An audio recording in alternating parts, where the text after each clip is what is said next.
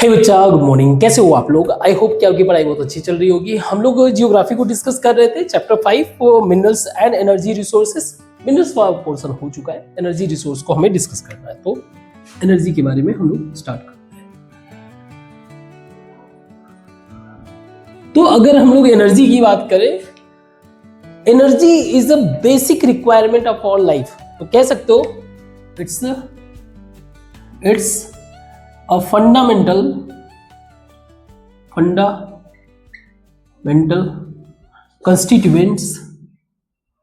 constituents of our life। हमारे life का भी पार्ट है, ये एक मेजर पार्ट है, एज वेल एज डेवलपमेंट का भी। एंड डेवलपमेंट जैसे फॉर एग्जाम्पल, मुझे अगर खाना खाना है तो उसके लिए कुक करना पड़ेगा। कुकिंग फूड के लिए एनर्जी चाहिए, घर में लाइट जलाना हो सो लाइट के लिए एनर्जी चाहिए, है ना। हमें सपोज करो एक जगह से कहीं दूसरे जगह जाना हो, ट्रांसपोर्ट के लिए एनर्जी चाहिए। सपोज जिस ऑफिस में, जिस इंडस्ट्री में मैं वर्क करता हूं, उस इंडस्ट्री को रन करने के लिए मान लीजिए कोई मशीन वगैरह हो, तो मशीन यूज करने के लिए उसको एनर्जी चाहिए। Machine needs energy. तो कहने का मतलब ये है कि हमारा हर एक activity, all activities depends on energy. Now जब हम लोग बात करते हैं एनर्जी का, तो ये तो एक तरीके से एक्टिविटी हो गया, ये प्रोसेस हो गया। लेकिन एनर्जी की जब हम बात करते हैं, तो एनर्जी को विजुअलाइज करना हो तो वो है क्या exactly? What is energy? Energy like जैसे फॉर एग्जाम्पल हीट एनर्जी। जैसे खाना बनाना है तो उसके लिए तो हीट ही चाहिए ना। इलेक्ट्रिकल एनर्जी, लाइट जलाना है तो इलेक्ट्रिकल एनर्जी चाहिए। कहीं मूव करना है सो काइनेटिक एनर्जी चाहिए, एंड एक्सेट्रा। कई तरह की एनर्जी हो सकती है। खास बात यह होता है कि एनर्जी एक दूसरे में कन्वर्ट भी होते हैं। हीट से हम इलेक्ट्रिकल में कन्वर्ट कर सकते हैं, इलेक्ट्रिकल को हम लोग काइनेटिक में कर सकते हैं, हीट को हम लोग काइनेटिक में कर सकते हैं। तो ऐसे बहुत सारे एनर्जी को हम लोग ट्रांसफर कर सकते हैं, एक फॉर्म से दूसरे फॉर्म में ट्रांसफॉर्म कर सकते हैं। अब बात आती है कि इस हीट को प्रोड्यूस करने के लिए उस सोर्स के बारे में डिस्कस करना है। तो इसका सोर्स क्या है? That's what our topic is. इसका सोर्स अगर मुझे डिस्कस करना है, मींस एनर्जी का वो रिसोर्स क्या है। अगर किसी एक दो को भी हम लोग पा लिए तो बाकी तो कन्वर्ट करके यूज कर लेंगे ना। और यही हमारा जो चैप्टर का जो टॉपिक है वो यही है, एनर्जी रिसोर्स। जैसे एग्जांपल के लिए हीट प्रोड्यूस करना है, हीट के लिए अगर मुझे सोर्स देखना हो, तो मैं कह सकता हूं लकड़ी उठा के आप जला दो, काम चल जाएगा। फायरवुड चलेगा, आग लगा सकते हो, कोयले का इस्तेमाल कर सकते हो, पेट्रोलियम का इस्तेमाल कर सकते हो, पेट्रोलियम का ही इस्तेमाल कर सकते हो, नेचुरल गैस का इस्तेमाल कर सकते हो, और ऐसे बहुत सारे हम लोग अभी देखेंगे। ठीक है, नेचुरल गैस। तो ये हमारा रिसोर्स है कि मुझे एनर्जी प्रोड्यूस करने के लिए मैं यूज क्या कर रहा हूं, ये कर सकता हूं। अगर मैंने ये कर लिया तो फिर हो सकता है इलेक्ट्रिकल में कन्वर्ट कर सकूं, या फिर डायरेक्ट मुझे इलेक्ट्रिकल एनर्जी प्रोड्यूस करना हो, वो भी चेक कर लेते हैं। ऐसा कोई रिसोर्स, जैसे एग्जांपल के लिए nuclear power plant, nuclear energy. Nuclear power plant के हेल्प से हमने डायरेक्ट इलेक्ट्रिकल एनर्जी को कन्वर्ट कर दिया। तो न्यूक्लियर एनर्जी से हमने डायरेक्ट, ये भी इसमें लिख सकते हो एनर्जी में, न्यूक्लियर एनर्जी में, तो आप न्यूक्लियर पावर प्लांट बस लिख दो, पावर प्लांट। इसके अलावा आप, तो इसका सोर्स होगा जो न्यूक्लियर पावर प्लांट के लिए एटॉमिक फ्यूल, जैसे कि जैसे यूरेनियम, थोरियम, ये सारी चीजें। वैसे मुझे इसको यहां पे लिखना चाहिए था, न्यूक्लियर एनर्जी को कर देते हैं। इतने कंफ्यूज तो नहीं होगे आप लोग, न्यूक्लियर एनर्जी भी लिख सकते हैं, जितना एनर्जी चाहो आप लिख सकते हो, बस कंसेप्ट क्लियर होना चाहिए। तो न्यूक्लियर एनर्जी के लिए जैसे हम लोग एटॉमिक फ्यूल यूज कर सकते हैं, इलेक्ट्रिकल एनर्जी प्रोड्यूस करने के लिए hydro plant, hydro power plant, तो इसका वाटर प्रोड्यूस कर रहा है इलेक्ट्रिकल एनर्जी। ऐसे बहुत सारे मेथड है, एक्सेट्रा एक्सेट्रा। तो हमारा पॉइंट ऑफ डिस्कशन है क्या, यही जो फ्यूल्स वगैरह हैं इनको डिस्कस करना है। हमारा जो फोकस पॉइंट है, कहां से मिल रहा है, कैसे मिल रहा है, क्यों मिल रहा है, कितना मिल रहा है, ये सारी बातें। तो इन एनर्जीज को, ये जो सोर्स है, एनर्जी के रिसोर्स हैं, इनको हम ब्रॉडली 2 पार्ट्स में कन्वर्ट कर सकते हैं, डिवाइड कर सकते हैं। सो एनर्जी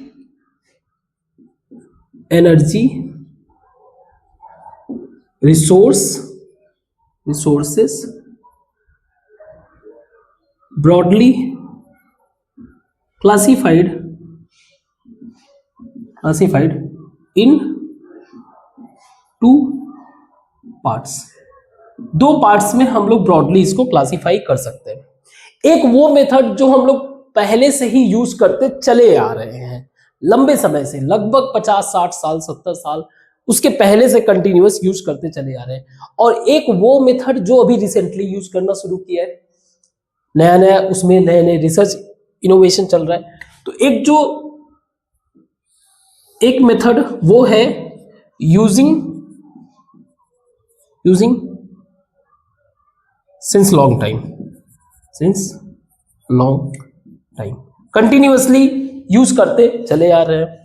और एक मेथड हमारा वो होगा जो नया हो और अल्टरनेटिव मेथड में आ जाए, नेटिव मेथड में। तो जो हम लोग कंटिन्यूअसली लंबे समय से यूज करते आ रहे हैं उसको आप लिखोगे, उसको आप करोगे कन्वेंशनल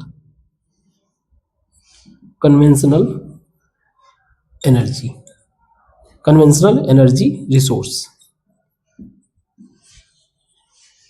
और जो नया यूज कर रहे हैं, न्यू मेथड अप्लाई कर, उसको बोल रहे हैं हम लोग नॉन कन्वेंशनल। तो कन्वेंशनल में फॉर एग्जांपल जैसे कि यही है, ये हमारा कन्वेंशनल है। हम लोग लंबे समय से फायरवुड, कोल, ये सारी चीजों से अवेलेबल है। इवन अगर हम लोग प्रेजेंट कंटेक्स्ट में भी बात करें तो फायरवुड एक ऐसा एनर्जी का सोर्स है जो रूरल हाउसहोल्ड, इंडिया के बता रहा हूं, रूरल हाउसहोल्ड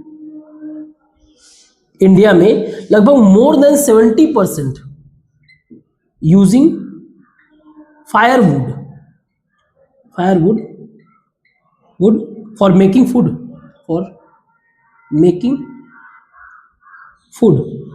मतलब लकड़ियों का इस्तेमाल करके वो खाना बना रही हैं। इसके अलावा ये लोग काऊ डंग भी यूज करते हैं, काऊ डंग, जिसको उपले वगैरह बना के फिर यूज करते हैं। जैसे इस वाले सिचुएशन में देखो, ये टोटली डिपेंड किस पे कर रहे हैं, ये टोटली पेड़, मतलब क्या बोलेंगे, ट्री वगैरह पे डिपेंड कर रहे हैं। So that is the reason इनको अगर लकड़ी चाहिए तो ये इट में cause for deforestation.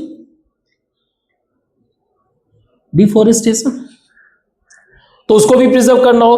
Cow Dang usually use किया जाता है मेन्योर के लिए। अब अगर इसको आग लगाने के लिए यूज कर रहे हो तो ये भी क्या करेगा, एक तरीके से मेन्योर की कमी करेगा। सो ये जनरली हम लोग नेचुरल वे से जो कंटिन्यूअसली यूज करते चले आ रहे हैं, we call it conventional. Now non conventional में क्या होगा, जो हम लोग जनरली यूज नहीं कर रहे हैं बट फिर भी हम लोग उससे किसी तरीके का एनर्जी प्रोड्यूस कर सकते हैं। So for example nuclear energy ही कह लो। न्यूक्लियर एनर्जी यानी nuclear power plant means atomic fuel, इसके थ्रू अगर हम लोग एनर्जी प्रोड्यूस करें। Apart from that we can produce energy through solar, wind, tide और जियोथर्मल, बायोगैस, मींस अल्टरनेटिव बहुत सारे मेथड है जो अभी तक हम लोग जिस मेथड को यूज नहीं कर रहे या कर भी रहे हैं, लेकिन उसमें और भी ज्यादा रिसर्च इनोवेशन करने की चांस है। तो ये हमारा कन्वेंशनल और ये नॉन कन्वेंशनल के डिवीजन आई थिंक समझ में आया होगा। नाउ अब हम लोग एक एक करके यूज करते हैं, फायरवुड और काउडंग का नहीं, लेकिन कोल के बारे में समझते हैं, क्योंकि हमें पता करना है एनर्जी रिसोर्स के बारे में, उसका डिस्ट्रीब्यूशन। फिर हम इस बात से अवेयर हो सकते हैं कि किस तरीके का एनर्जी सोर्स इस्तेमाल करके वहां की सोसाइटी, वहां का लोकेशन, जियोग्राफिक लोकेशन डेवलप कैसे हो रहा है। These things we can figure out. ठीक है, इसको मिटाते हैं। तो कोल के बारे में डिस्कस करते हैं। सबसे पहली बात, कोल हमारा एक तरह का क्या है, फॉसिल फ्यूल है। क्यों फॉसिल फ्यूल है, अभी 1 मिनट में समझ में आ जाएगा। कोल हमारा क्या है, फॉसिल फ्यूल। इंडिया में इसकी अवेलेबिलिटी बहुत अच्छी खासी है, means there is a huge availability of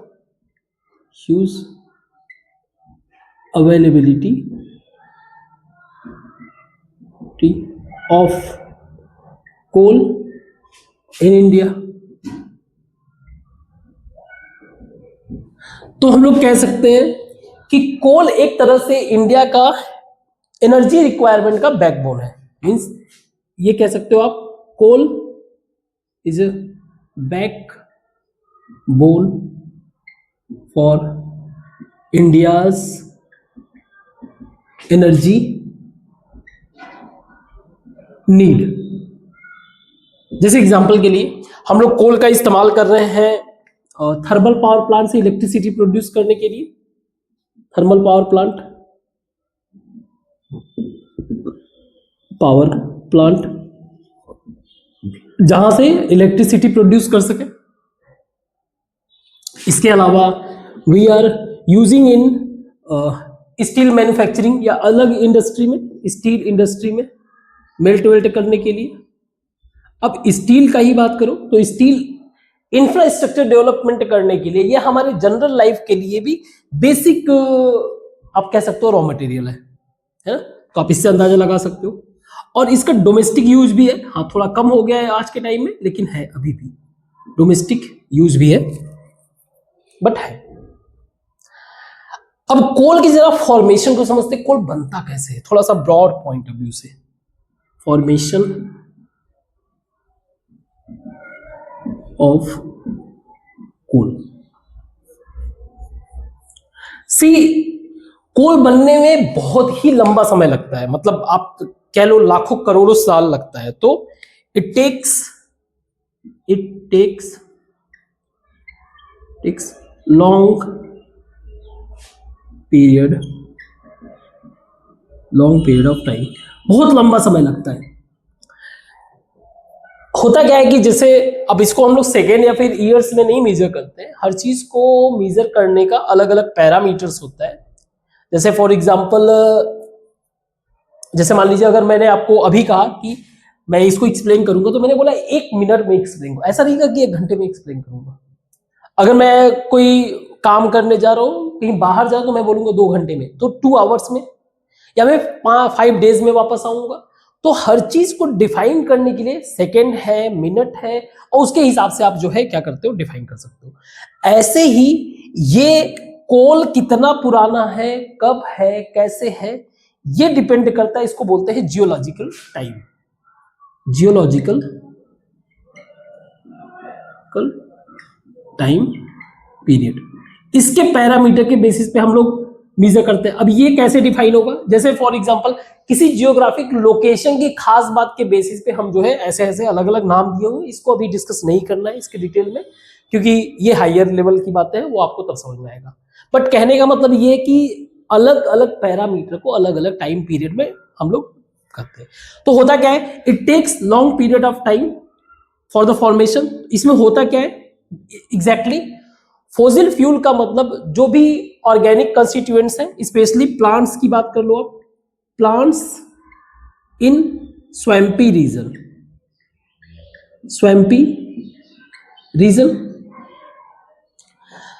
जो प्लांट्स होते हैं, पेड़ पौधे होते हैं किसी स्वैम्पी रीजन में, जैसे मान लीजिए कोई भी एक अर्थ सरफेस है ये, ठीक है, यहां पे कई सारे प्लांट्स हैं,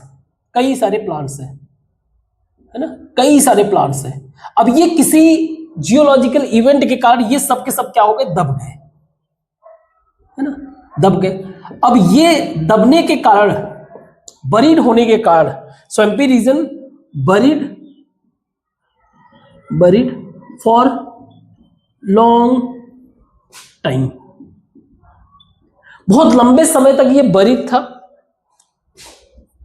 and get huge pressure and temperature, बहुत ज्यादा प्रेशर उस पर लगना, टेम्परेचर उसमें बदलाव आना, that leads to formation of coal. इस तरह से क्या होता है, कोल बनता है। कोल में अगर देखा जाए तो हम लोग सारी चीज का कंसोलिडेशन है उसमें प्रेजेंट कार्बन, तो ये सारा जो प्रोसेस दिखा रहा है ना, ये बेसिकली कंसोलिडेट करता है, कंसोलिडेशन ऑफ कार्बन। कार्बन रहता है, मॉइस्चर रहता है, सल्फर, मतलब जितने भी न्यूट्रिएंट्स रहते हैं उसमें कार्बन का परसेंटेज धीरे धीरे बढ़ता है। तो कार्बन के बेसिस पे ही इसके कई पार्ट डिवाइड किए गए। तो टाइप्स ऑफ कोल अगर बात करें, टाइप्स ऑफ कोल की अगर बात करें तो जैसे फॉर एग्जांपल सबसे पहला है आपका फर्स्ट पीट। पीट का मतलब ये बरीड हुआ तो लगभग 1 मिलियन, मतलब सिर्फ 10 लाख साल के बाद जस्ट आपने देखा, तो ये कोल के फॉर्म में तो बन गया, जिसको बोल रहे हैं पीट कोल। लेकिन खास बात ये है कि इसमें कार्बन परसेंटेज इसका कम रहेगा, तो लो कार्बन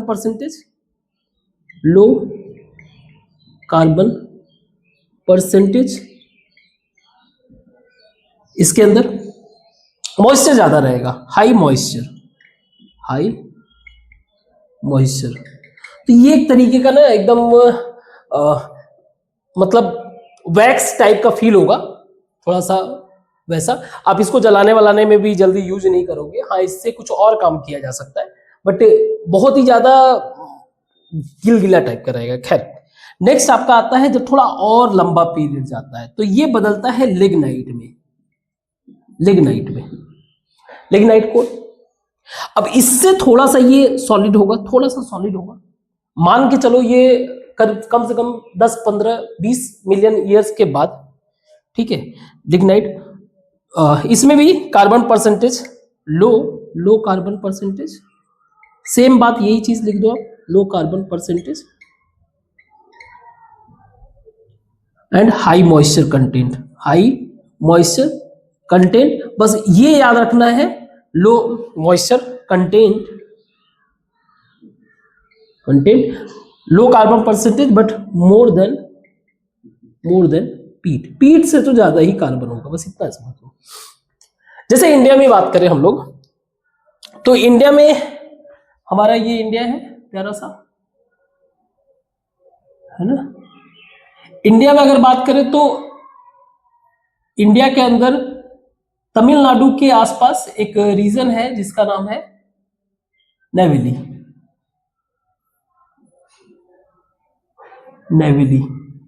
देख लेना, नेवेली इन तमिलनाडु। यहां पे क्या होता है, ये लिग्नाइट कोल हमें मिल रहा है तमिलनाडु, तो इसका क्या करते हैं हम लोग, यूज कर लेते हैं thermal power plant, thermal energy produce करने के लिए, use to produce thermal energy. ये नाम जरा कंफर्म कर लेना।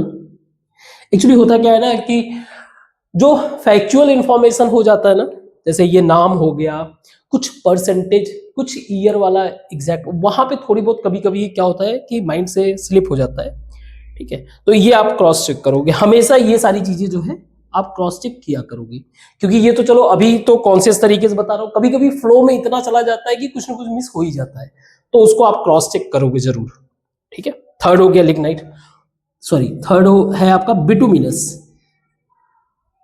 बिटुमिनस कोल। अब अगर इंडिया में बात करें तो ये हमारे इंडिया में भरा पड़ा है। सो इसमें हाई मॉइस्चर कंटेंट, देखो moisture content, sorry, high carbon content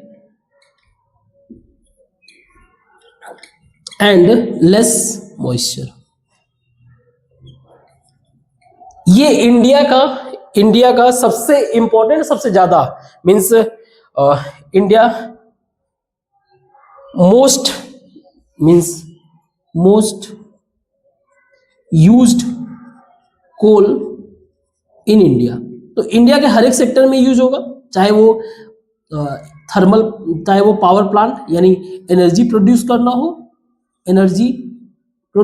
हो, चाहे वो आप मैन्युफैक्चरिंग इंडस्ट्री में यूज करना हो। तो नो डाउट आप कह सकते हो bituminous is a kind of metallurgical coal for India, see होता क्या है कि जब भी मॉइस्चर अगर ज्यादा रहेगा तो जब इसको आप बर्न करोगे तो धुआं ज्यादा निकलता है, हीट कम निकलेगा। एंड फोर्थ होता है जिसको बोलते हैं एंथ्रेसाइट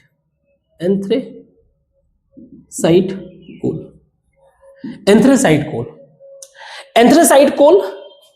बेसिकली ये high percentage of carbon, very high percent of carbon and very low percent of moisture. तो ये क्या है, एक तरह से सबसे बेस्ट कोल होता है, क्योंकि इसके पास हाई हीट कंटेंट वैल्यू। अगर आप इसके हीट को देखोगे तो सबसे ज्यादा हीट प्रोड्यूस करने वाला क्या है, एंथ्रेसाइट। इंडिया में अगर इनके अक्रेंस की बात करें, लिग्नाइट तो हमने डिस्कस कर लिया, पीट एक तरह से ना के बराबर है, ऐसा नहीं है कि नहीं है, लेकिन बहुत कम परसेंट। बिटुमिनस सबसे ज्यादा है, तो बिटुमिनस की बात करते हैं कि कहां पे है, कैसे। एंथ्रेसाइट एकदम ना के बराबर है, बहुत कम है, वो अवेलेबल है आपका जेएंडके में, ठीक है, जेएंडके में अवेलेबल है थोड़ा सा बस एंथ्रेसाइट। तो सारा स्टोरी किस पे आ जाता है, बिटुमिनस की जब हम बात करते हैं तो हमारे कंट्री में 2 टाइम पीरियड का बिटुमिनस कोल अवेलेबल है। तो एक बात तो क्लियर होना चाहिए, वहां पे जरूर पहले कुछ पेड़ पौधे दबे होंगे, अब जो है कोल के फॉर्म में बन गए हैं। तो ये 2 जो टाइम पीरियड वाले कोल हैं उनको डिस्कस करते हैं, इसको मिटाते हैं।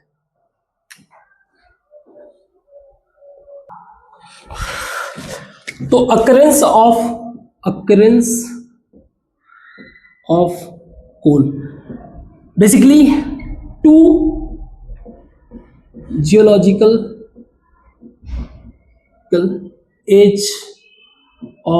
Edges of coal available in India.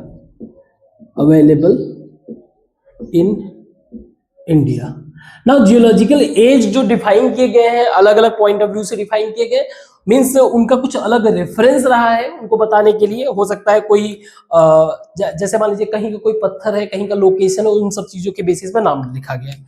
तो सबसे पहला, क्योंकि इसके बारे में हम लोग डिटेल में डिस्कस करेंगे, सो डोंट गेट कंफ्यूज। एक है जियोलॉजिकल गोंडवाना, ये लगभग 220 मिलियन ईयर एगो यहाँ का लैंडफॉर्म है। ये सब यहाँ का जो कोल है बेहतर, इसमें जितना ज्यादा टाइम कंज्यूम करेगा उतना ही ज्यादा इसमें आप समझ सकते हो हाई कार्बन कंटेंट होगा। ये दोनों ही बिटुमिनस को ही रिप्रेजेंट करते हैं। दूसरा है आपका टर्शियरी पीरियड का, टर्शियरी एज, जो कि लगभग 55 से 60 मिलियन ईयर्स एगो का ये कोल है। तो गोंडवाना जो कोल है लगभग 200 मिलियन ईयर एगो, ये हमारे दामोदर वैली में मिलता है, दामोदर वैली। तो जहां जहां मैं ग्रीन कलर से मैं मेंशन करूंगा तो आप इमेजिन कर लेना यहाँ पे बिटुमिनस कोल से भरा हुआ है। तो दामोदर हो गया, महानदी हो गया, महानदी है ना, महानदी रिवर वैली, गोदावरी, वर्धा, सोन एक्सेट्रा। इन नदियों के पास पहले पेड़ पौधे रहे होंगे, लेकिन बरीड के कारण, दबने के कारण ये कोल में बदल गया। तो जैसे गोदावरी, ये हो गया आपका दामोदर, यहाँ पे हो गया आपका महानदी इसी के आसपास, यहाँ पे ये हो गया आपका सोन, सोन मान लीजिए ऊपर से आएगा, और गोदावरी, गोदावरी और वर्धा, मीन्स इस वाले जोन में अगर आप देखोगे ना, ये कोल से भरा हुआ। और ये कौन सा कोल है? These are the bituminous. और ये गोदावरी, तो ये काफी आंध्र प्रदेश वगैरह वाला रीजन भी, कुछ फेमस नाम भी है, जैसे सिंगरौली है मध्य प्रदेश के सोन के आसपास, सोन रिवर के आसपास, सिंगरेनी है तमिलनाडु गोदावरी के आसपास। तो ऐसे ये सब नाम जो है आप देख सकते हो, बिटुमिनस। टर्शियरी कोल के लिए सबसे बेस्ट लोकेशन है आपका इधर का नॉर्थ ईस्टर्न रीजन, जिसमें आपका मेघालय आ गया। मेघालय में आपको कोल मिलेगा, मेघालय यहां पे लिख देता हूं। टर्शियरी के लिए north east region, north east region, जैसे कि असम, मेघालय, मेघालय, अरुणाचल प्रदेश,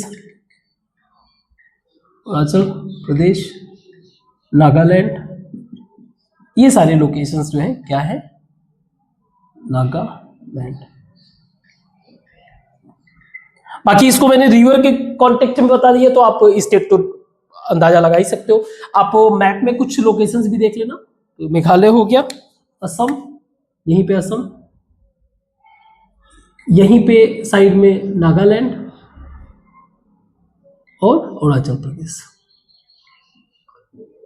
चल प्रदेश, ठीक है, गुड। कुछ लोकेशंस आप फिगर आउट करोगे तो देखोगे इस नदियों के पास ही मिलेगा। जैसे दामोदर वैली की बात करें तो दामोदर वैली क्योंकि झारखंड और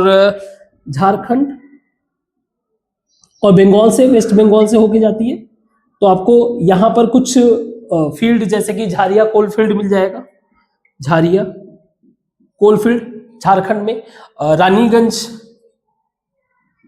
कोलफील्ड। तो इस तरह से कुछ कोलफील्ड के आप नाम लिख सकते हो, ठीक है। इसको मिटाते हैं और हम लोग पेट्रोलियम के बारे में डिस्कस करते हैं। Petroleum,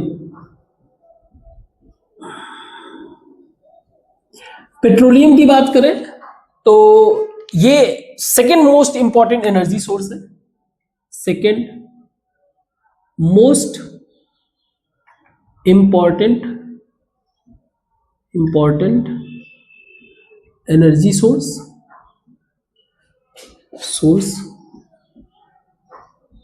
of India. पेट्रोलियम भी किससे बनता है? फॉसिल फ्यूल ही है एक तरह से, फॉसिल फ्यूल। इसके फॉर्मेशन को भी समझेंगे। सेकेंड मोस्ट इंपॉर्टेंट है, इसका बहुत ही ज्यादा मल्टीपल यूज है।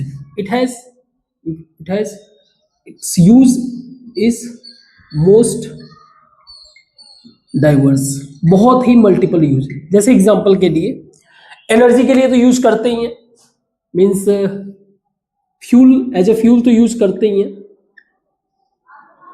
Apart from that manufacturing industry में भी जाता है, मैन्युफैक्चरिंग इंडस्ट्री में जैसे प्लास्टिक वगैरह, ये इसी से आएगा, प्लास्टिक वगैरह। टेक्सटाइल इंडस्ट्री में भी जाएगा, सिंथेटिक फाइबर, टेक्सटाइल इंडस्ट्री में भी जाएगा सिंथेटिक फाइबर।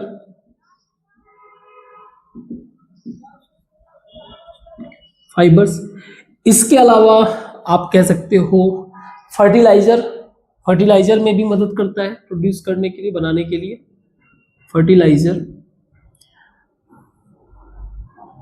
And etcetera. सो इसका यूज बहुत ज्यादा ह्यूज है, मल्टीपल डाइवर्स यूज है। तो आप इसका इंपॉर्टेंस भी समझ सकते हो, इकोनॉमी में ये कितना ज्यादा इंपॉर्टेंट रोल प्ले कर रहा होगा। इसके फॉर्मेशन को अगर समझें तो जैसे होता क्या है कि अर्थ के अंदर कई बार इस तरीके का स्ट्रक्चर फॉर्म करता है, इस तरीके का स्ट्रक्चर फॉर्म करता है अर्थ। एक नॉर्मल अगर सरफेस को फिगर आउट करें तो ये वाला जो लो पोर्शन वाला स्ट्रक्चर है, यहां पे एक्यूमुलेशन ऑफ फोसिल्स होते हैं। फोसिल मतलब जैसे मान लीजिए ये नदी है, रिवर है, अब एक ऐसा टाइम आया, किसी तरीके से ये प्रेशर इधर से इधर लगा, क्योंकि टेक्टोनिक्स वगैरह इधर उधर मूव करते हैं। अब कुछ ऐसा हुआ कि ये जो है इस तरह से कुछ ऐसा स्ट्रक्चर बन गया, कुछ ऐसा, और ये यहां पे बीच में ट्रैप हो गया। इसको जो ऊपर वाला पोर्शन है इसको बोलते हैं एंटीक्लाइन, एंटीक्लाइन, और ये जो नीचे वाला बोलते हैं इसको सिंक्लाइन, सिंक्लाइन।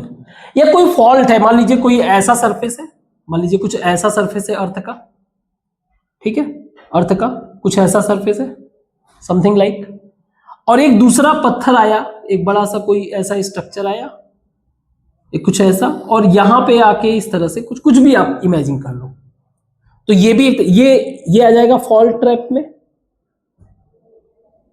आप इसको अगर ऐसे नहीं इमेजिन कर रहे हो तो थोड़ा ब्रॉड करते हैं इसे, है ना, थोड़ा ब्रॉड पॉइंट ऑफ व्यू से देखते हैं। अगर ये चीज फील नहीं कर पा रहे हो तो अर्थ के प्लेट्स मूव करते रहते हैं, और प्लेट्स तो ऐसे हैं कुछ भी इस तरह से, कुछ ऐसे प्लेट्स हैं। तो सपोज करिए यहां पे भी एक ऐसा प्लेट है जो ये मूव कर रहा है, और कुछ ऐसा जो है एक प्लेट आके टकराया, तो ये जो गैप बना it's a kind of fault. अब यहां पे जो भी लाइफ रहा होगा वो धीरे धीरे धीरे धीरे मरना शुरू करेगा और यहां पे डिकम्पोज होना शुरू करेगा, है ना। अब इसमें समझना, ये जो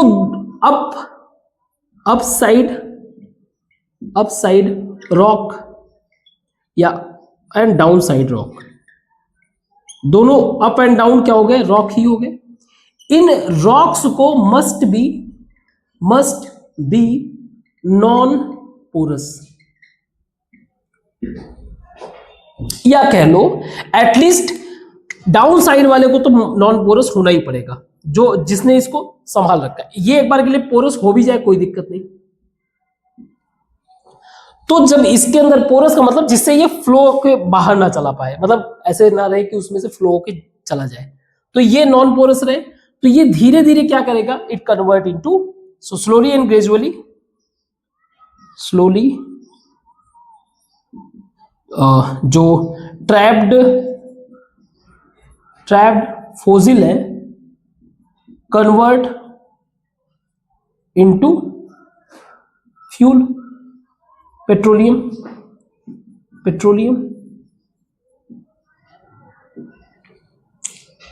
पेट्रो का मतलब होता है रॉक भाई, ठीक है, इसीलिए ये रॉक से ही रिलेटेड बातें।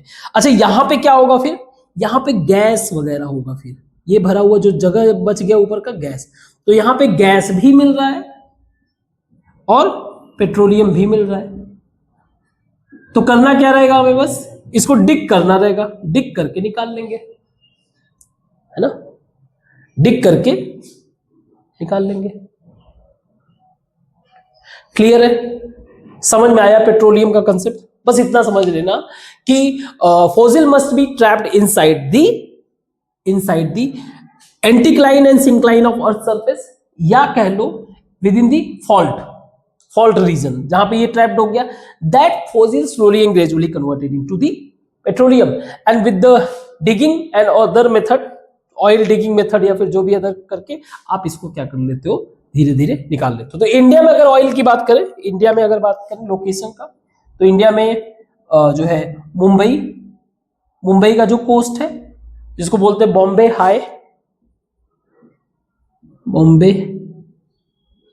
हाई, इन सब जगह पे। इसके अलावा गुजरात का कोस्ट है, गुजरात में आपको मिल जाएगा, ऑयल मिल जाएगा। फॉल्ट, क्योंकि इस साइड में फॉल्ट है ना, फॉल्ट वाला रीजन यहां पे मिल जाएगा। इसके अलावा हमें मिल जाता है ऑयल ऑल्सो असम वाले रीजन में भी मिलता है। तो यहां पे कौन सा वाला, देखो मुंबई साइड वाले में जो मिल रहा है, मुंबई में जो मिल रहा है ये फॉल्ट वाला कंसेप्ट से मिल रहा है। वहीं जो हमारा यहाँ पे मिलेगा असम वगैरह में जो मिलेगा वो मिलेगा किसके कारण, कहाँ गया भाई, ये सिंक्लाइन एंड। तो ये ज्यादातर क्या होते हैं, यहां का अगर सरफेस देखोगे तो ये ज्यादातर पोरस होते हैं, पोरस का मतलब ये सेडिमेंट्री रॉक से बने होंगे, ये सेडिमेंट्री वाले रॉक्स होंगे। खैर ये ज्यादा नहीं डिस्कस करते हैं, इतना आपके लेवल में है भी नहीं। और इधर वाले क्या होंगे आपके इग्नियस रॉक्स होंगे। खैर इग्नियस रॉक्स में इधर इसलिए ज्यादा मिल जाते हैं क्योंकि उसका जो स्ट्रक्चर होता है नॉन पोरस होता है स्ट्रक्चर, और यहाँ पे जो सेडिमेंट्री वो पोरस होता है, लेकिन फिर उसका बेड जो होगा वो नॉन पोरस होगा। श्योर, इसका जो बेड होगा असम वाले जोन का नॉन पोरस। तो कुछ अगर फेमस इंपॉर्टेंट अपने कंट्री के ऑयल फील्ड की बात करें तो गुजरात का जैसे Ankleshwar oil field, Ankleshwar oil field.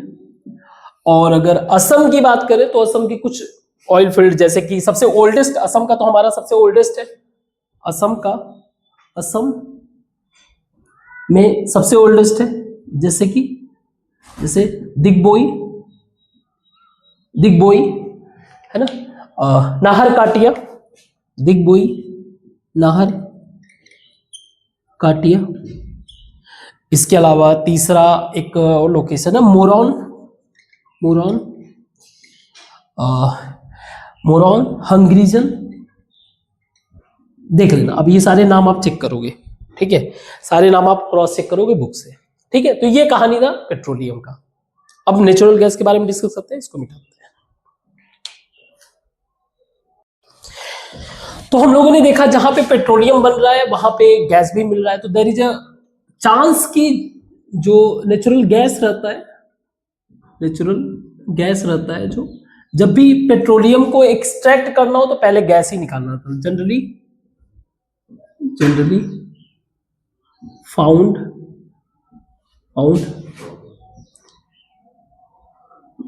At the location of petroleum, जहां पे पेट्रोलियम फ्यूल मिल रहा है वहीं पे ये भी मिलता है। इंडिया में अगर बात करें इसके लोकेशन की, इंडिया में अगर लोकेशन की बात करें नेचुरल गैस का, तो सबसे मेजर लोकेशन तो आपका वही मुंबई हो गया, मुंबई ये वाला रीजन, मुंबई और गुजरात वाला रीजन, जिसको जैसे ये वाला रीजन इसको बोलते हैं गल्फ ऑफ खंबात। गल्फ वैसे ऐसा नहीं रहेगा, थोड़ा सा और, ठीक है, ये सब क्या ही बताना, गल्फ ऑफ खंबात ये हो गया। इसके अलावा अभी रिसेंटली पाया गया है गोदावरी, गोदावरी और Krishna basin, Godavari and Krishna basin में भी जो है क्या मिला है हमें, गैस की अवेलेबिलिटी। अब कंट्री के अंदर अगर देखा जाए, यूज तो हमें समझ में आ गया, यूज इसका सेम जैसे पेट्रोलियम का यूज हो रहा है वैसे इसका भी ह्यूज मल्टीपल यूज है। एग्जांपल के लिए घर के डोमेस्टिक यूज में हम लोग यूज करते हैं PNG, that is petroleum natural gas, खाना वाना बनाने के लिए। और ट्रांसपोर्ट के लिए यूज होता है, ट्रांसपोर्ट के लिए यूज होता है आपका CNG, that is compressed natural gas, compressed natural gas. तो इससे तो हम लोग बहुत ही ज्यादा फेमिलियर। अब इसके डिस्ट्रीब्यूशन के लिए गवर्नमेंट ने भी बहुत ज्यादा एफर्ट कर भी रहे और प्रयास भी आगे भी किया जा रहा है। तो इसके डिस्ट्रीब्यूशन को अगर देखा जाए, डिस्ट्रीब्यूशन के लिए गैस पाइपलाइन बनाया जा रहा है, गैस पाइपलाइन, जिसको आप बोल दो नेशनल पाइपलाइन ग्रिड। अभी तक लगभग 1700 मतलब कि पहले 1700 किलोमीटर का था, 1700 किलोमीटर स्टैब्लिश था। आज प्रेजेंट टाइम में नाउ लगभग 18,000 किलोमीटर से भी ज्यादा हो चुका है, किलोमीटर पाइपलाइन स्टैब्लिश हो गया है। और हमारा गोल है हमारा लगभग मोर देन 34,000 किलोमीटर जो है गैस पाइपलाइन को स्टैब्लिश करना, ये हमारा गोल है, जल्द से जल्द इसको स्टैब्लिश करना। जैसे एक फेमस पाइपलाइन है जिसको बोलते हैं HVJ, that is Hazira Vijaypur and Jagdishpur pipeline. अब इसके थ्रू होगा क्या, ये एक तरह से मान लीजिए यहां से ऐसे जाकर इस तरह से, तो ये नियरेस्ट मार्केट को कवर करेगा, हेल्प टू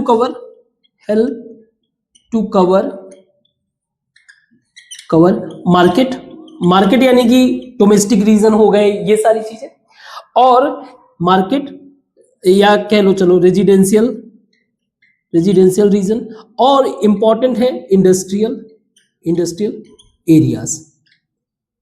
स्पेशली इसको फोकस किया गया फर्टिलाइजर इंडस्ट्री वगैरह तक एनर्जी प्रोवाइड करने का। So to ensure gas supply to fertilizer industries apart from बाकी सब तो इस्तेमाल करेंगे ही ना। कहने का मतलब यही है, इंडस्ट्रियों के डोमेस्टिक यूज को डिस्ट्रीब्यूट करने के लिए, प्रमोट करने के लिए जो है गैस पाइपलाइन बनाया जा रहा है। गवर्नमेंट की तरफ से एक ऑर्गेनाइजेशन है जिसको बोलते हैं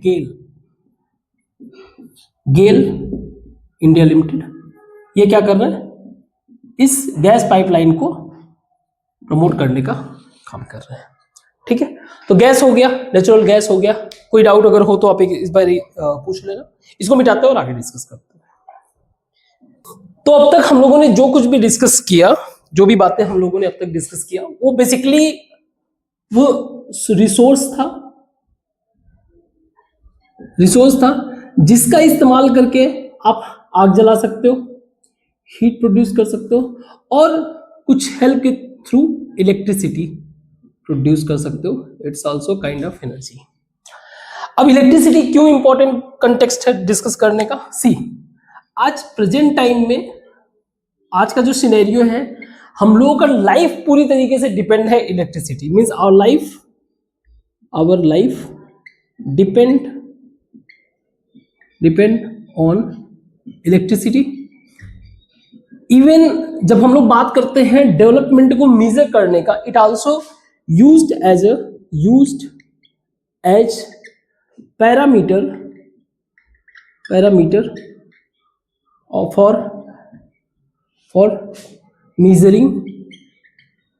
measuring डेवलपमेंट ऑफ कंट्री। किस कंटेक्स्ट में करेंगे, जैसे एग्जांपल के लिए कि कंट्री का पर कैपिटा कंजम्पशन किस चीज का, इलेक्ट्रिसिटी का कितना है। जैसे एग्जांपल के लिए पर कैपिटा मतलब पर पर्सन, हर एक व्यक्ति कितना एनर्जी कंज्यूम कर रहा है। जैसे एग्जांपल के लिए अगर सपोज करिए मेरे घर में सिर्फ फैन है और सिंपल एक टीवी है, तो मेरा एनर्जी कंजम्पशन ऑटोमेटिकली कम रहेगा। मेरे घर में एसी है, फ्रिज है, वॉशिंग मशीन है, और भी ऐसे हैवी इंस्ट्रूमेंट्स हो, तो आप समझ सकते हो ना मेरा एनर्जी पर कैपिटा जो है बहुत ज्यादा है। तो मैं ये मेजर कर सकता हूँ ना कि मेरा पूरे ओवरऑल कि मैं कितना ज्यादा डेवलप्ड हूं या फिर अंडर डेवलप्ड। तो ये भी एक आज के टाइम में प्रेजेंट कंटेक्स्ट में it's a very important parameter to measure the development, कि वो एरिया पर्टिकुलर डेवलप्ड है कि अंडर डेवलप्ड, इन सब चीजों के पॉइंट ऑफ व्यू से। तो इलेक्ट्रिसिटी बेसिकली प्रोड्यूस कैसे होता है, एक जनरल पॉइंट ऑफ व्यू से देखा जाए, एक जनरल एस्पेक्ट से देखा जाए, तो एक इंस्ट्रूमेंट होता है जिसको बोलते हैं टरबाइन। ठीक है, मान लीजिए ये टरबाइन है, ये रोटेट करेगा, जब ये रोटेट करेगा तो यहां से फिर आगे जनरेटर लगा के इलेक्ट्रिसिटी प्रोड्यूस करने का काम होता है। अब इसको रोटेट कैसे कराया जाता है, जैसे एग्जांपल के लिए एक दो प्लांट, जैसे थर्मल पावर प्लांट की बात करें, थर्मल पावर प्लांट। अब क्योंकि ये बहुत लंबे समय से यूज हो रहा है, तो इसमें करेंगे क्या, एक बॉयलर है, उसके अंदर पानी रखा है, वाटर, ठीक है, बॉयलर है, उसके अंदर वाटर है, वाटर को हमने हीट किया, तो ये धीरे धीरे किस में कन्वर्ट होगा, स्टीम में। स्टीम को ले जाके आगे फ्लो कराया और यहां पर हमने कनेक्ट कर दिया एक टरबाइन। टरबाइन रोटेट हुआ, टरबाइन कनेक्टेड है एक पाइप से जनरेटर से, जनरेटर क्या कर रहा है, इलेक्ट्रिसिटी प्रोड्यूस कर रहा है। तो अब बात है कि ये हीट जो प्रोड्यूस कर रहा है वो कैसे आ रहा है एनर्जी। तो ये कोल से भी हो सकता है, कोल से आग लगा दो काम चल जाएगा, पेट्रोलियम से आग लगा दो काम चल जाएगा, मेरा इलेक्ट्रिसिटी प्रोड्यूस हो जाए, मैं अपना काम कर लूंगा। पेट्रोलियम से आग लगा दो तो भी चल जाएगा, और नेचुरल गैस भी इस्तेमाल कर लो, ये भी काम चल जाएगा। ठीक है, बट सोचो नया मेथड क्या था। लोग देखो ऐसे ही इनोवेशन फिर स्टार्ट होता है। हमें ये पता चल गया समहाउ अगर मैं टरबाइन को रोटेट करा दिया तो इलेक्ट्रिसिटी प्रोड्यूस हो जाएगा जनरेटर। तो मैंने एक और नया चीज निकाला, हाइड्रो इलेक्ट्रिक पावर प्लांट। अब क्योंकि रेदर देन ये फ्यूल यूज करने के बजाय मैंने क्या किया, ये रिवर फ्लो हो रहा है, रिवर फ्लो हो रहा है, रिवर फ्लो जहां पे हो रहा है यहां पे एक मैंने डैम बना लिया। ठीक है, डैम बना लिया, यहां से एक छोटा सा पाइप जहां से पानी निकल रहा है, इसको यहां से पानी निकल रहा है, और यहां पे मैंने क्या कनेक्ट कर दिया, एक टरबाइन। टरबाइन जो है आगे जनरेटर, जनरेटर से क्या हो रहा है, इलेक्ट्रिसिटी प्रोड्यूस हो रहा है। तो हम लोग यूज क्या कर रहे हैं, रिवर वाटर, क्योंकि यहां पे क्या हो रहा है, कोल आज दे रहे हो कल को खत्म हो सकता है, यहां पे वाटर कभी खत्म होने का नहीं जब तक रिवर फ्लो होता रहेगा। दैट इज द रीजन इसको रिन्यूएबल एनर्जी भी बोलते हैं ना, क्योंकि ये एक लंबे समय से हम लोग यूज कर रहे हैं, लॉन्ग पीरियड ऑफ टाइम से यूज कर रहे हैं, तो इसको हम लोग किसको बोल देंगे, कन्वेंशनल में ही मानेंगे, कन्वेंशनल सोर्स ऑफ एनर्जी। और वो एनर्जी कौन सा है, इलेक्ट्रिक एनर्जी। क्लियर। तो हमारा होल कंटेक्स्ट जो समझना है वो है हमारा, मतलब सेंटर ऑफ पूरा डिस्कशन है वो इलेक्ट्रिसिटी प्रोड्यूस करना। कैसे प्रोड्यूस कर रहे हो ये देख लो आप अपना, ये मेथड देख लिया, ये मेथड, ये वो मेथड्स है जो पहले से ही डिस्कस करते चले आ रहे हैं, पहले से ही यूज करते चले आ रहे हैं। That is the reason it is called, overall हमने क्या कह दिया इसको, conventional source of energy. Now we are moving towards non conventional. किस तरीके से, कौन सा ऐसा अल्टरनेटिव मेथड यूज करें जिससे हमें क्या करें, इलेक्ट्रिसिटी प्रोड्यूस हो जाए। ठीक है, ये इसको मिटाते हैं। इसको मिटाने से पहले हम लोग कुछ हाइड्रो पावर प्लांट का लोकेशन भी जान लेते हैं, बस एक मिनट। कुछ हाइड्रो पावर प्लांट जो फेमस है, ऑब्वियस है कि जहां पे रिवर होगा, जहां पे ज्यादा रिवर होगा वहीं पे होगा, है ना। जैसे एग्जांपल के लिए आपने एक दामोदर वैली प्रोजेक्ट सुना होगा, तो यहां पे दामोदर रिवर प्रोजेक्ट यहां पे होगा एक पावर प्लांट।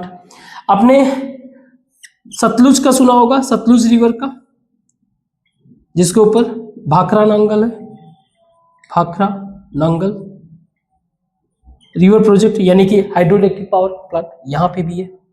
इसके अलावा आपने महानदी का सुना होगा, महानदी रिवर पे, उसका नाम क्या है, Hirakud river project,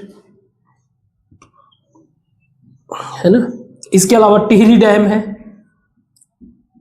Bhagirathi river पे टिहरी डैम है, एक्सेट्रा। ऐसे कई सारे रिवर प्रोजेक्ट्स हैं जो हम लोग डिस्कस कर चुके हैं। आप बुक में एक बार देख लेना और भी एक्स्ट्रा इंफॉर्मेशन के लिए। इसको मिटाते हैं और आगे डिस्कस करते हैं। तो नॉन कन्वेंशनल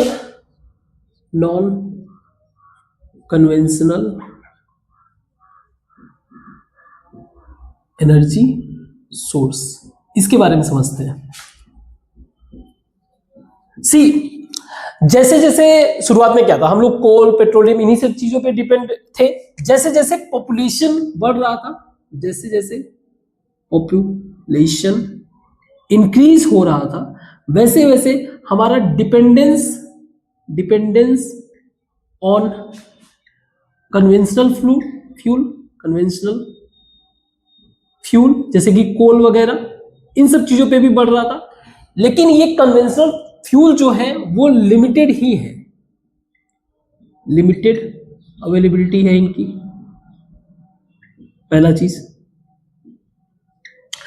दूसरा, ये भी हमें ध्यान रखना है कि हमें फ्यूचर के सिक्योरिटी का भी ध्यान रखना है कि फ्यूचर भी सिक्योर है, ताकि वो भी अगर कल को उनको एनर्जी की जरूरत पड़े फाइनली तो उनके पास भी अवेलेबल रहे।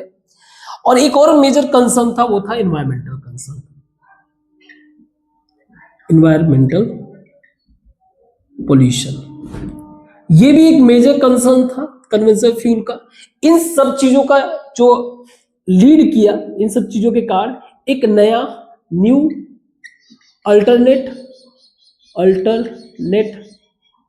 मेथड जो है डेवलप हुआ इलेक्ट्रिसिटी प्रोड्यूस करने का। तो जैसे जैसे सोसाइटी जो है ग्रो होता गया, नॉलेज के पॉइंट ऑफ व्यू से ग्रो होता गया, तो वो अपने नए नए टेक्निक भी यूज किए। जैसे एग्जांपल के लिए सबसे पहला ले लेते हैं न्यूक्लियर एनर्जी। न्यूक्लियर एनर्जी, अब नॉलेज में जब हम लोग ग्रो कर रहे थे, नॉलेज में हमने ये देखा, नॉलेज के पॉइंट ऑफ व्यू से, यानी जब सोसाइटी इवॉल्व हो रहा था, साइंटिफिक इवोल्यूशन हो रहा था, तो हमने देखा कि कुछ सम ऑफ द एटम्स, मतलब कुछ एटम्स ऐसे हैं, एटम्स जिनका इंटरनल स्ट्रक्चर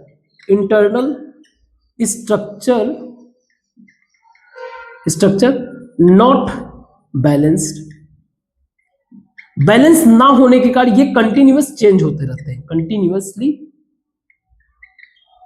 चेंज। अब इस चेंज के दौरान एटॉमिक इंटरनल स्ट्रक्चर का मतलब क्या है? सी, प्रोटॉन और बाहर इलेक्ट्रॉन, प्रोटॉन न्यूट्रॉन इलेक्ट्रॉन, इनका आपस में बैलेंस मेंटेन करना रहता था। अब इसी बैलेंस को इधर उधर एडजस्ट करते हुए ये हमेशा चेंज हो रहे थे, इसके कारण हीट प्रोड्यूस होता था। जैसे एग्जांपल के लिए कुछ एटम एलिमेंट जैसे यूरेनियम, थोरियम,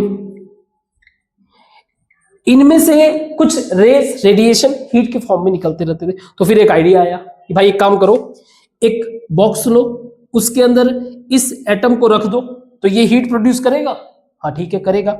अच्छा, हीट जब प्रोड्यूस कर रहा है तो इसके बाहर एक बॉयलर टाइप का लगा दो, यहां पे वाटर फिल कर दो, ये वाटर हीट होके स्टीम में बनेगा, फिर आगे टरबाइन से कनेक्ट कर दो, है ना, हमारा काम हो जाएगा।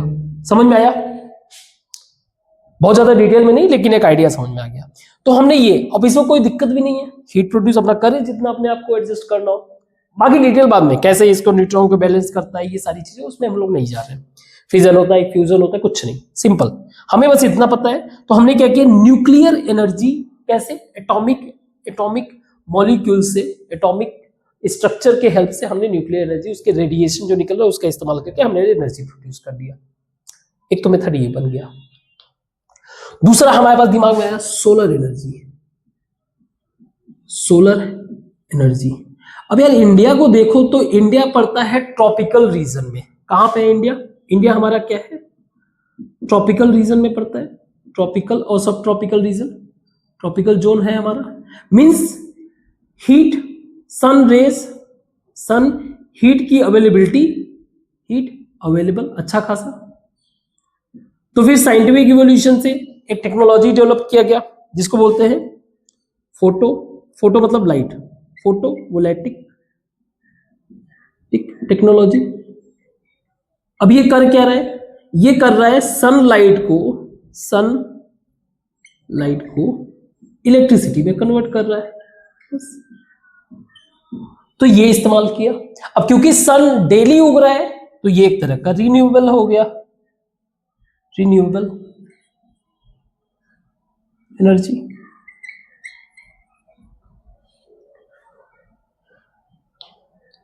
ठीक है, हद है, रिन्यूएबल एनर्जी। इसके अलावा फिर विंड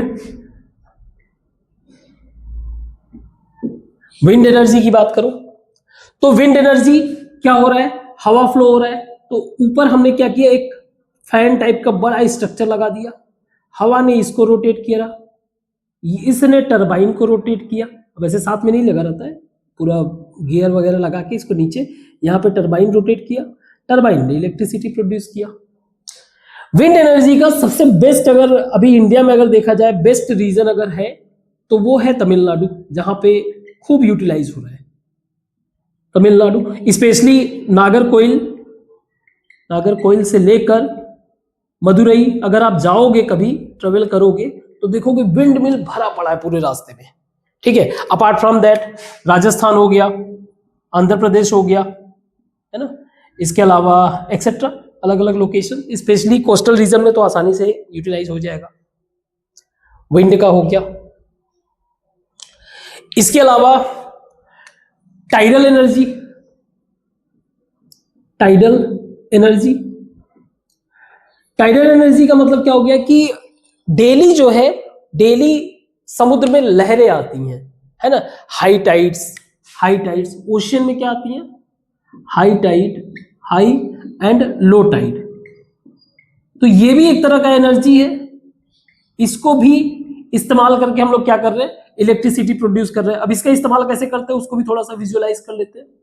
अब ये कहां पे होगा, टाइड्स कोस्टल रीजन में, तो होगा कहां पे, कोस्टल रीजन में, कोस्टल एरियाज, जैसे कि महाराष्ट्र हो गया, है ना, तमिलनाडु, ये सारी जगह। अब इसका स्ट्रक्चर आप समझो, जैसे मान लीजिए एक सरफेस है, ठीक,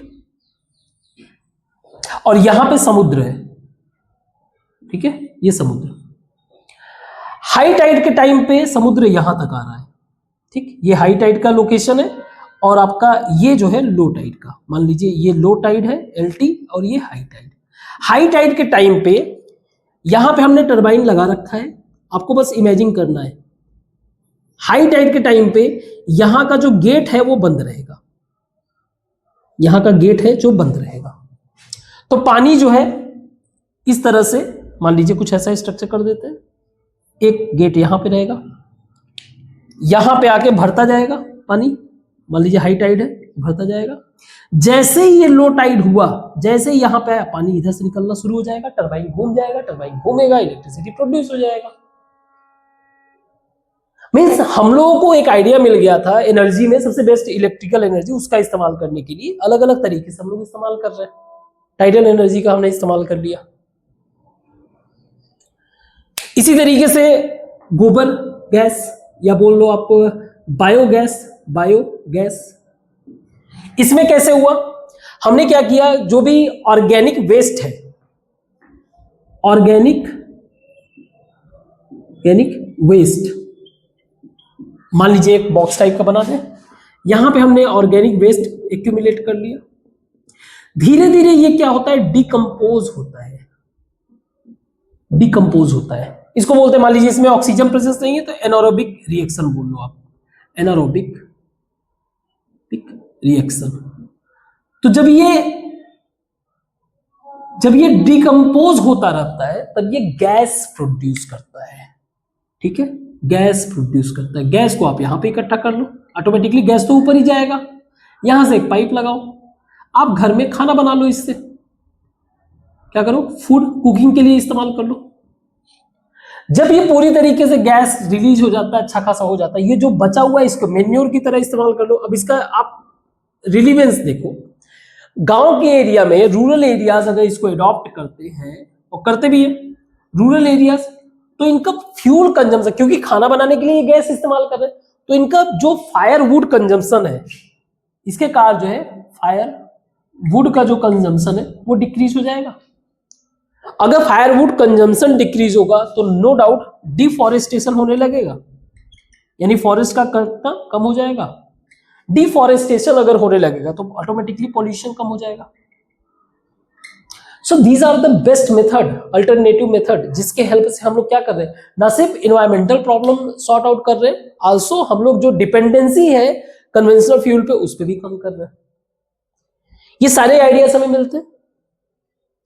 इसके अलावा है आपका एक जियोथर्मल एनर्जी, ये भी एक है, तो मैं कहां पे लिखूं, यहां पे लिख देता हूं, लेकिन इस साइड में डिस्कस करूंगा। एक है आपका जियोथर्मल एनर्जी। सी ये सारे ऑब्जर्वेशन कैसे आते हैं, जैसे आप गए किसी एक एरिया में घूमने के लिए, आपने पाया कुछ जो है हॉट वाटर स्प्रिंग होते हैं, हॉट वाटर स्प्रिंग मतलब तालाब टाइप का। तो दिमाग लगा कि यार ये हॉट वाटर है कैसा, तो नीचे से अर्थ की गर्मी जो है वहां के पानी को क्या कर रहा है, गर्म कर रहा है। तो ये समझ में आ गया कि अर्थ के नीचे जो है वो हीट टेम्परेचर ज्यादा होता है, टेम्परेचर ज्यादा होता है।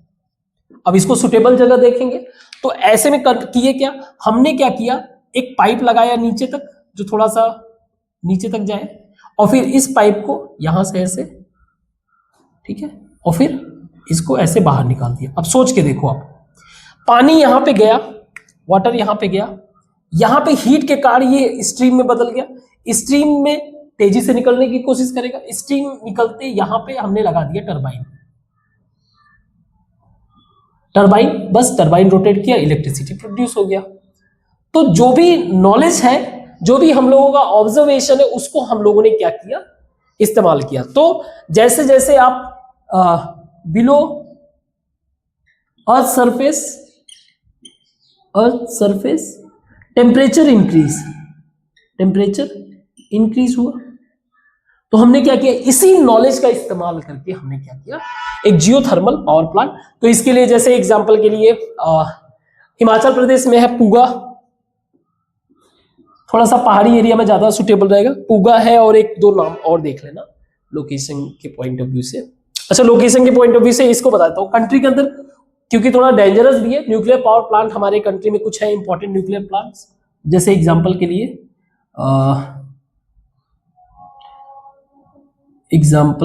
Nuclear power plants, for example एक है नरोरा है आपका यूपी में, नरोरा,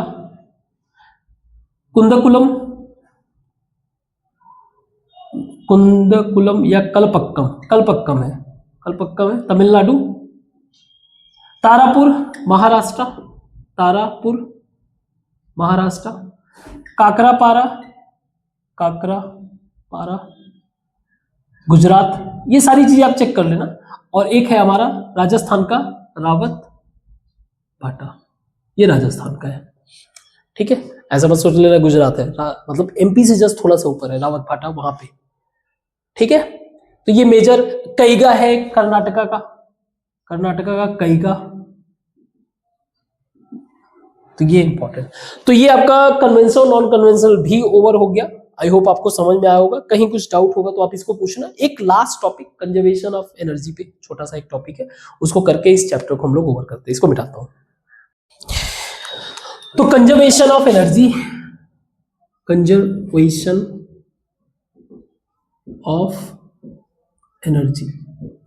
एनर्जी को कंजर्व करना। सी, अगर हम लोग देखें कंट्री के अंदर क्या जनरली पॉइंट ऑफ व्यू से, every sector of economy, every sectors of economy, every sector का मतलब जैसे प्राइमरी मतलब एग्रीकल्चरल एक्टिविटी, सेकेंडरी मैन्युफैक्चरिंग वगैरह, and tertiary means service sector जैसे कि ट्रांसपोर्ट वगैरह, ये सारे डिपेंड्स ऑन इलेक्ट्रिसिटी,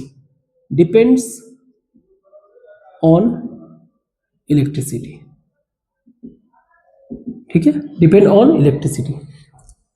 पर प्रॉब्लम क्या है हमारे कंट्री में वेस्ट ऑफ इलेक्ट्रिसिटी बहुत ज्यादा है। We have a huge waste of electricity. तो इसको क्या करना है, इसको प्रोटेक्ट करना है, वेस्टेज नहीं होने देना है। We have to be efficient in terms of production और कंजम्पशन, दोनों ही पॉइंट ऑफ व्यू से हमें क्या करना पड़ेगा, एफिशिएंट होना पड़ेगा। तो इसका एक सिंपल लाइन यही होता है, बेस्ट वे से आप कह सकते हो, we have to use sustainable, we have to follow sustainable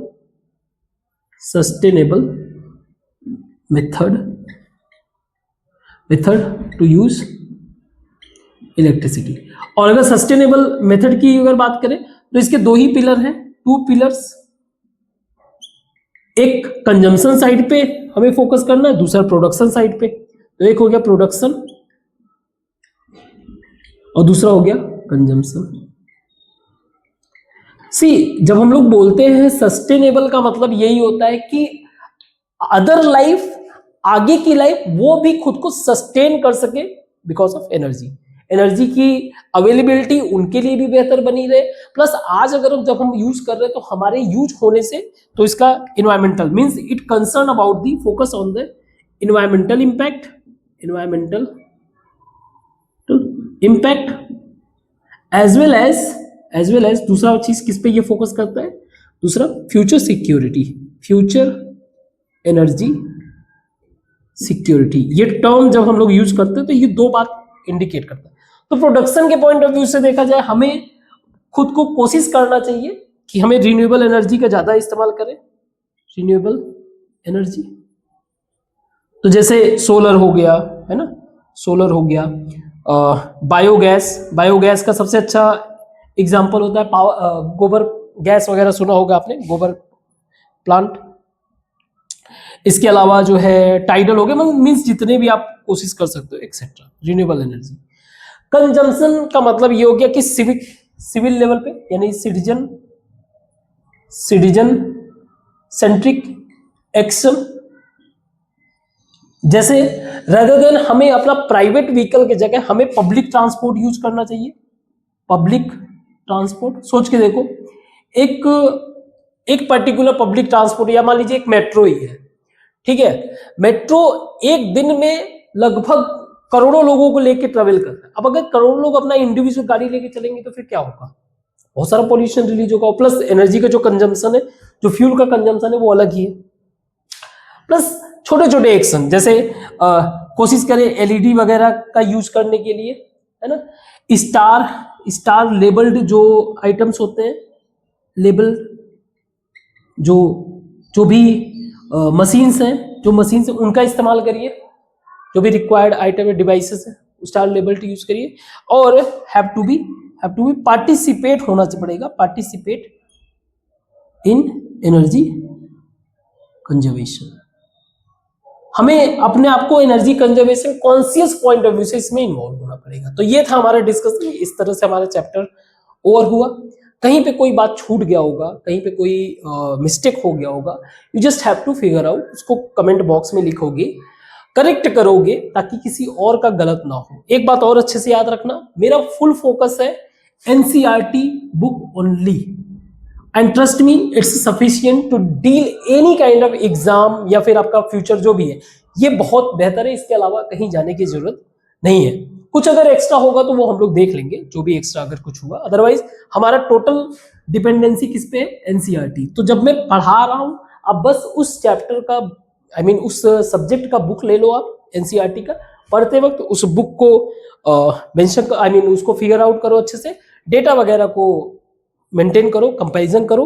कहीं कहीं कोई अगर मान लीजिए बात नहीं बता पाया, जैसे फॉर एग्जांपल मैंने शायद आपको ये नहीं बताया कि यूरेनियम फ्यूल इंडिया में झारखंड में मिलता है, ठीक है, कुछ आंध्र प्रदेश वाले रीजन में भी मिलता है, और भी जगह मिलता है, बट मेजर झारखंड में। इसी तरह थोरियम का अगर प्रेजेंस हम बोले तो केरला का जो सैंड कोस्ट है, जो कोस्टल एरिया है, तो वहां पे एक होता है मोनजाइट सैंड, इन सब में जो है थोरियम का प्रेजेंस होता है। तो कहने का मतलब ऐसे कुछ बातें छूट जाती ही है, कोई ना कोई मिस्टेक हो जाता है, you just have to take care, उनको करेक्ट करना है। अगर कोई ऐसा पॉइंट है जिसको आप नहीं समझ पा रहे हो, आपको बिल्कुल भी नहीं समझ में आ रहा है कि नहीं सर इसको आपको बताना ही पड़ेगा, तो इन द एंड रहूं ना, ठीक है। Thank you.